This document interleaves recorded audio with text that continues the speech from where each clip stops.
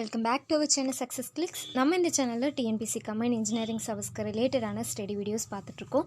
So கண்டினியூஸாக civil engineering and general studies video போட்டுட்ருக்கோம். So இடையில ஒரு 1 வீக்காக வீடியோ விடாமல் இருந்துச்சு. ஸோ இனிமேல் கண்டினியூஸாக வீடியோ வந்துடும். ஸோ இந்த வீடியோவில் நம்ம பார்க்க போகிறது சாயில் மெக்கானிக்ஸ்லேருந்து உள்ள அப்ஜெக்டிவ் கொஸ்டின்ஸ் தான் பார்க்க போகிறோம். ஏற்கனவே நிறைய வீடியோஸ் சாயில் மெக்கானிக்ஸில் போட்டாச்சு. சிவில் இன்ஜினியரிங்கை பொறுத்த வரைக்கும் ரொம்ப முக்கியமான சப்ஜெக்ட்னால் அது இந்த சாயில் மெக்கானிக்ஸ் தான். கொஸ்டின்ஸ் அதிகமாக கேட்கக்கூடியது சாயில் சப்ஜெக்ட்லேருந்து தான் கேட்பாங்க. ஸோ சாயில் ப்ரிப்பேர் பண்ணிவிட்டு மற்ற சப்ஜெக்ட் நீங்கள் ப்ரிப்பேர் பண்ண ஆரம்பிச்சிங்கன்னா கொஞ்சம் யூஸ்ஃபுல்லாக இருக்கும். ஓகே, இந்த வீடியோவில் சாயில் மெக்கானிக்ஸ்லேருந்து இப்போ கொஸ்டின்ஸ் பார்க்கலாம். First question, the ratio of plasticity index and flow index of soil is called. The ratio of plasticity index and flow index of soil is called strength index, liquidity index, toughness index and consistency index. So plasticity இண்டெக்ஸுக்கும் flow இண்டெக்ஸுக்கும் இடையில உள்ள ratio என்னன்னு கேட்குறாங்க. So correct answer toughness index. The ratio of plasticity index to flow index is called toughness index. So இதுதான் கரெக்டான answer. So ratio of plasticity index to flow index is called toughness index. Next question, a soil with plasticity index equal to 0 may be called as. A soil with plasticity index equal to 0 is called as non-plastic, low plastic, medium plastic and high plastic. So soil oda plasticity index value plasticity இண்டெக்ஸோட value கரெக்டாக 0வாக இருக்குது. So அப்போது அது எந்த ரேஞ்சில் வரும்னு கேட்குறாங்க. நான் பிளாஸ்டிக்கில் வருமா, medium plastic, low plastic or high பிளாஸ்டிக்கில் வருமா? ஸோ இதுதான் கேட்குறாங்க. ஸோ இந்த பிளாஸ்டிசிட்டி இண்டெக்ஸை பொறுத்த வரைக்கும் ஒரு 4 ரேஷியோ தான் முக்கியமானது. ஸோ ஃபஸ்ட்டு 0வில் வந்துச்சுன்னு வச்சுக்கோங்க. பிளாஸ்டிசிட்டி இண்டெக்ஸோட வேல்யூ 0வில் வந்துருச்சுன்னா அது நான் பிளாஸ்டிக். ஸோ 0வில் வந்தால் நான் பிளாஸ்டிக். அடுத்த range less than 7. Less than 7ல் வரும்போது அது லோ பிளாஸ்டிக். ஸோ 0வாக இருந்தால் நான் பிளாஸ்டிக், லெஸ் தென் 7ல் வந்தால் லோ பிளாஸ்டிக். ஸோ மீடியம் பிளாஸ்டிக்குங்கிறது 7லேருந்து 17 ரேஞ்சுக்குள்ளே பிளாஸ்டிசிட்டி இண்டெக்ஸ் வரணும். 7லேருந்து 17 ரேஞ்சுக்குள்ளே பிளாஸ்டிசிட்டி இண்டெக்ஸ் வந்தால் மீடியம் பிளாஸ்டிக். ஸோ அதே மாதிரி ஹை பிளாஸ்டிக்குங்கிறது கிரேட்டர் தென் 17. கிரேட்டர் தென் 17 வந்தால் ஹை பிளாஸ்டிக்னு சொல்லுவாங்க. ஸோ நமக்கு கொடுத்துருக்கிறது ஈக்குவல் டு 0ன்னு கொடுத்துருக்காங்க. ஸோ 0 வேல்யூ வர்றது நான் பிளாஸ்டிக், லோ பிளாஸ்டிக்குங்கிறது லெஸ் தென் 7, மீடியம்ங்கிறது 7லேருந்து 17 ரேஞ்சில் பிளாஸ்டிசிட்டி இண்டெக்ஸ் வரணும், ஹை பிளாஸ்டிக்குங்கிறது கிரேட்டர் தென் 17. ஸோ இதுதான் மொத்தமாகவே பிளாஸ்டிக் இண்டெக்ஸுக்குள்ள ஒரு 4 வேல்யூ. ஸோ இந்த 4 வேல்யூமே ரிப்பீட்டடாக நமக்கு கேட்கக்கூடிய வேல்யூ தான். Next question, the soil has an average particle size of 0.2 mm is prominently. A soil has an average particle size of 0.2 mm it's prominently. So soil oda particle size 0.2 mm இருக்கு. So அப்போது அது என்ன டைப்னு கேட்குறாங்க. Gravel, silt, sand, கிளேவான்னு கேட்குறாங்க. So இதை பொறுத்த வரைக்கும் சாயிலோட இந்த பிளாஸ்டிசிட்டி ரேஞ்சை பொறுத்த வரைக்கும் எப்படி பார்க்கணுன்னா, ஒரு 75 மைக்ரான்லேருந்து 4.75 mm வரைக்கும் வரது எல்லாமே சாண்டோட கேட்டகரியில் வரும். ஸோ இந்த 75 மைக்ரான்லேருந்து 4.75 வரைக்கும் வரது எல்லாமே சாண்டு கேட்டகரியில் வரும். ஸோ இந்த கேட்டகரியில் தான் coarse sand, medium sand, fine சாண்டுன்னு 3 சப்டிவிஷனாக பிரிப்பாங்க.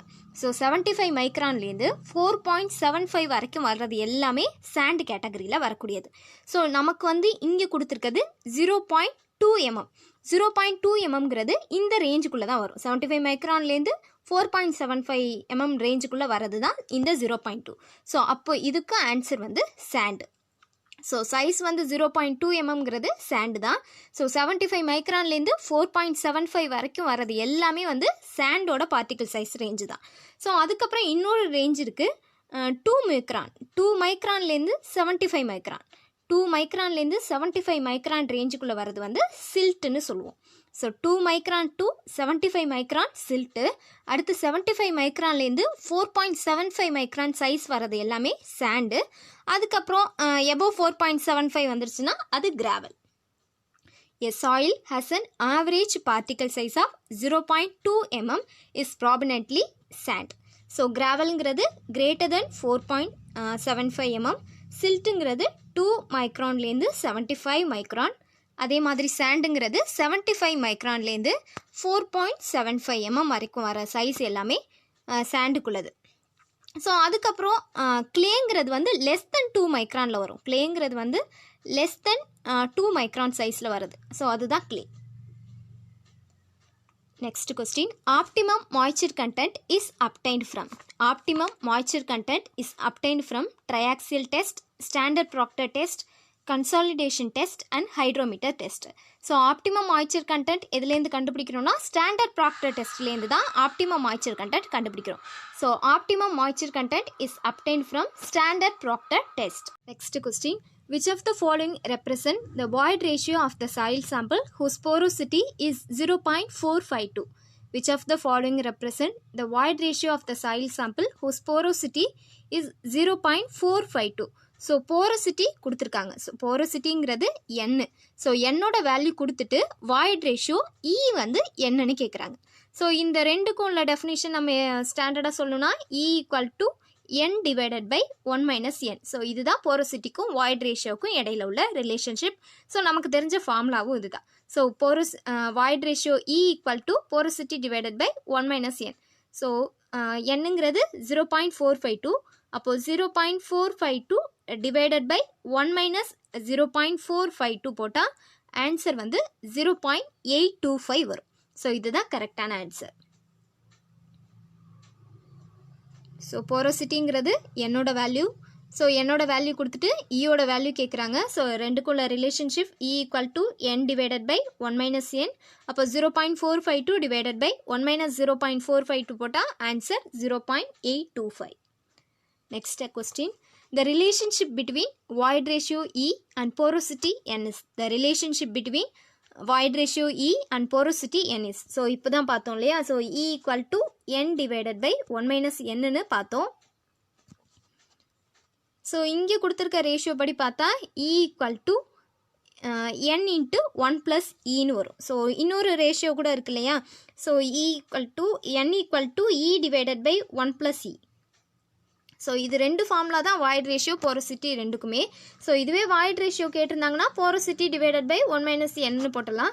அதே மாதிரி போரோசிட்டி கேட்டிருந்தாங்கன்னா void ratio divided by 1 plus ஈன்னு வந்துடும். So n equal to e divided by 1 plus ஈல தான் இங்கே கொடுத்துருக்காங்க. ஸோ அந்த ரேஷியோ படி பார்த்தா e equal to n into 1 plus ஈன்னு வரும். So n equal to e divided by 1 plus e. So E equal to n into 1 plus E. So this is the correct answer. Next question, gravel and sand belongs to the following category of soil. Gravel and sand belongs to the following category of soil: alluvial, cohesive, expansive, marine. So gravel and சாண்டுங்கிறது எந்த category சாயிலில் வரக்கூடியது? So alluvial கேட்டகரியில் வருமா, கொகசிவ், எக்ஸ்பான்சிவில் வருமா, மெரைனில் வருமா? So மெரைனுங்கிறது coastal ஏரியாவில் வரக்கூடிய soil, salt soil இருக்கு இல்லையா. ஸோ அந்த சாயில் தான் மெரைன் கேட்டகரியில் வரக்கூடியது. ஸோ அலுவியல் கேட்டகரியில் தான் இந்த கிராவல் அண்ட் சாண்டு வரும். ஸோ அலுவியல் வந்து எப்படி உற்பத்தி ஆகுதுன்னா ரன்னிங் வாட்டர், ரிவர் வாட்டர் வருது இல்லையா. ஸோ அந்த ரன்னிங் வாட்டரில் வரக்கூடிய சாயில் தான் இந்த சாண்டும் கிராவலும். ஸோ தண்ணி ஓடும்போது கீழே படியுது இல்லையா, அதன் மூலியமாக தான் அந்த சாண்டு வந்து வரும். ஸோ அது வரது வந்து இந்த அலுவியல் கேட்டகரியில் வரக்கூடியது. So gravel and sand belongs to the following category of soil is called alluvial category. Next question, density index for a natural soil is used to express. Density index for a natural soil is used to express percentage voids, relative compactness, shear strength of clay and specific gravity. Density index for a natural soil is used to express. So density இண்டெக்ஸுக்கும் எதுக்கும் இடையில ஒரு relationship இருக்குன்னா relative காம்பேக்ட்னஸுக்கும் இடையில தான் இருக்கும். So relative காம்பேக்ட்னஸ்ங்கிறது ஆர்சின்னு சொல்லுவோம். So RC equal to density index gamma டிங்கிறது தான் density index divided by gamma d max into 100. So இதுதான் ஃபார்முலாவே. RC equal to gamma D divided by gamma D max into 100. So gamma D ங்கிறது தான் density index. So இது எது கண்டுபிடிக்க உதவுதுன்னா relative compactness கண்டுபிடிக்க தான் உதவுது. So density index for the natural soil is used to express a relative compactness. Next question, Fundamental relationship between dry density gamma d and bulk density gamma and water content W is fundamental relationship between. So மூணுக்கும் உள்ள relationship dry density gamma d and bulk density gamma water content W. So மூணுக்கும் உள்ள relationship என்னன்னு கேட்குறாங்க. So மூணுக்கும் உள்ள relationshipனா gamma d bulk density equal to gamma divided by 1 plus W னு இருக்கும். ஸோ இதுதான் ஃபார்முலா. ஸோ இங்கே கொடுத்துருக்கிறது பற்றி பார்த்தா gamma equal to gamma d into 1 plus W. So first answer A இருக்கு இல்லையா. ஸோ இதுதான் மேட்ச் ஆகக்கூடிய formula. Fundamental relationship between dry density bulk density water content. So formula வந்து dry density equal to bulk density divided by 1 plus water content.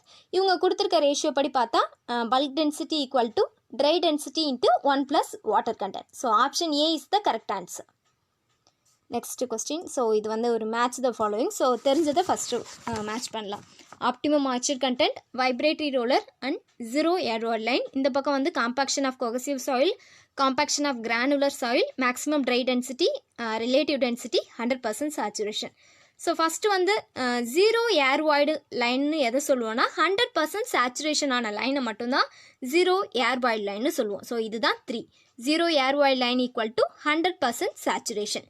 So அடுத்து optimum moisture content எதை கண்டுபிடிக்கிறோன்னா maximum dry டென்சிட்டியை கண்டுபிடிக்கிறோம். So optimum moisture content equal to maximum dry density.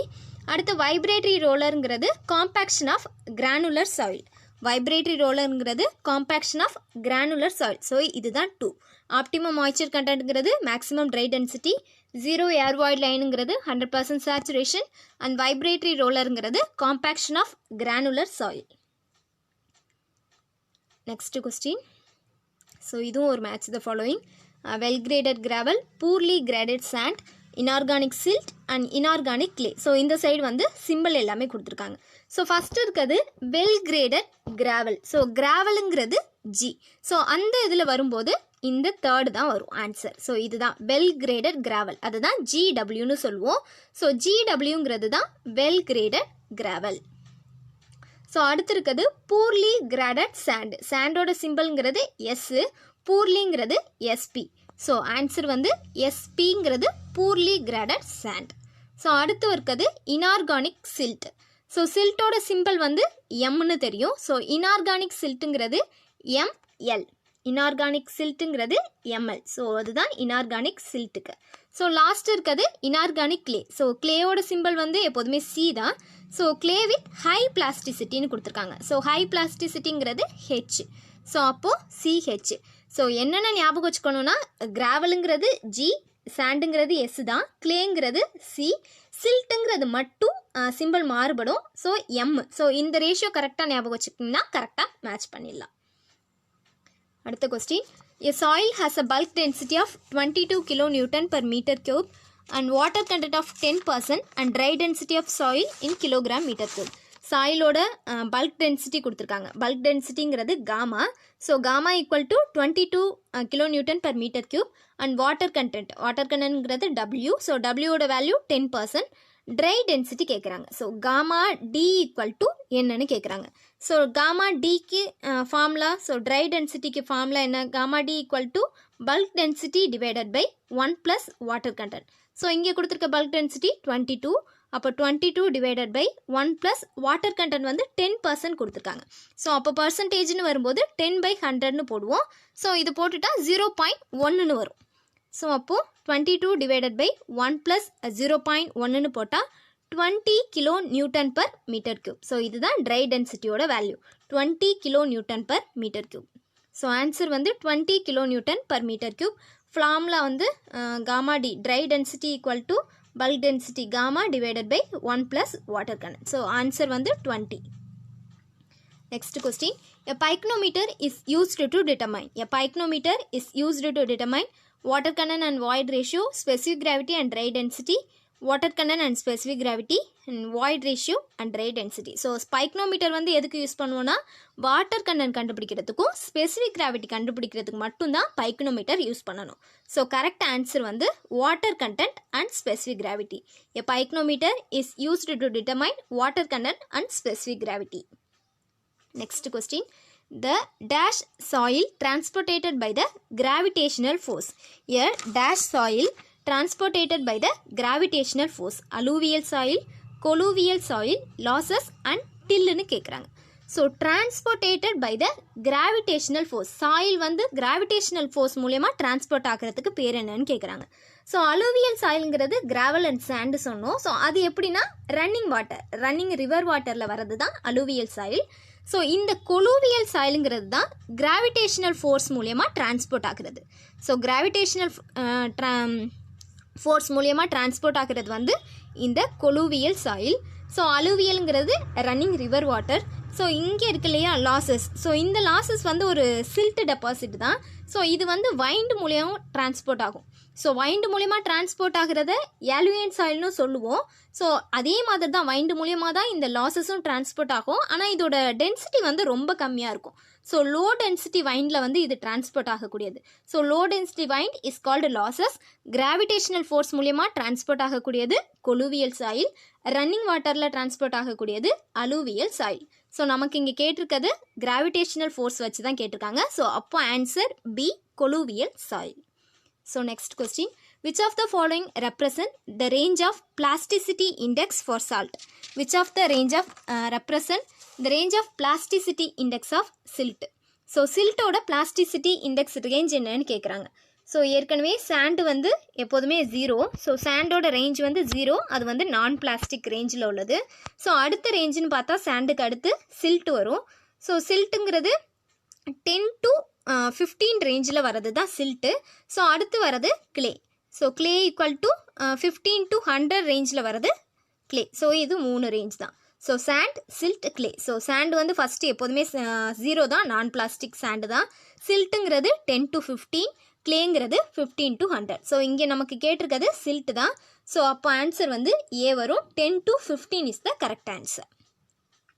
So next question, the submerged weight of soil solid per unit volume is. The submerged weight of soil solid per unit volume is. So submerged weight of soil க்கும் divided by per unit volume. Submerged soil solid per unit volume is called buoyant unit weight னு சொல்லுவோம். So இதுதான் buoyant unit weight ஓட formula. submerged unit weight divided by per unit volume னு வரது buoyant unit weight. Next question, the most accurate method used in the laboratory for the determination of water content is. Most accurate method used in the laboratory for the determination of water content. So water content கண்டுபிடிக்கிற methods தான் கீழே கொடுத்துருக்காங்க. So இதில் most accurate method. So most accurate methodங்கிறது oven drying method தான் water content கண்டுபிடிக்கிறதுல most accurate method. So இதுவே quick டிட்டர்மினேஷனா கால்சியம் கார்பைட் மெத்தட் வந்து குயிக் டிட்டர்மினேஷன். மோஸ்ட் அக்யூரேட் வந்து ஓவன் ட்ரையிங் மெத்தட். ஸோ இதோட இந்த வீடியோவில் உள்ள கொஸ்டின்ஸ் முடிஞ்சிருச்சு. வீடியோ பிடிச்சிருந்தா சேனலை மறக்காமல் சப்ஸ்கிரைப் பண்ணுங்கள். தேங்க்யூ.